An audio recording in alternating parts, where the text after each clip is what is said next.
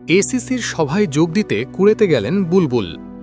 এশিয়ার ক্রিকেট খেলুড়ে দেশগুলোকে নিয়ে গঠিত এশিয়ান ক্রিকেট কাউন্সিল এসিসি, যার বড় একটা অংশ বাংলাদেশও। আর সেই এসিসির সভা রয়েছে আজ বুধবার। সভাতে যোগ দিতে গতকাল রাতে কুয়েতের উদ্দেশ্যে বাংলাদেশ ছেড়েছেন বিসিবির সভাপতি আমিনুল ইসলাম বুলবুল। আজ বুধবার পৌঁছেও গিয়েছেন তিনি। সেখানে সব দেশের ক্রিকেট প্রধানদের নিয়ে হবে বৈঠক। 2 দিনের সফর শেষে আবার দেশে ফেরার কথা রয়েছে বুলবুলের। ঢাকা পোস্টকে বিসিবির একজন পরিচালক এমনটি জানিয়েছেন। এর আগে ভারতে টি-20 বিশ্বকাপ খেলতে অস্বীকৃতি জানানোর পর বাংলাদেশকে বাইরে রেখেই শুরু হয়েছে এই বড় টুর্নামেন্ট।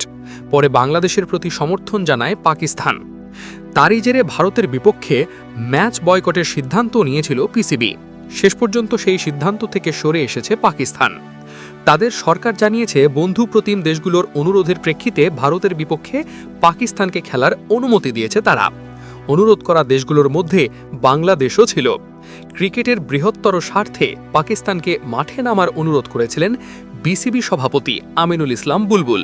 এই ছিল এখনকার খেলার আপডেট। পরবর্তী খেলার আপডেট ভিডিও পেতে আমাদের চ্যানেলটি সাবস্ক্রাইব করে আমাদের সাথেই থাকুন।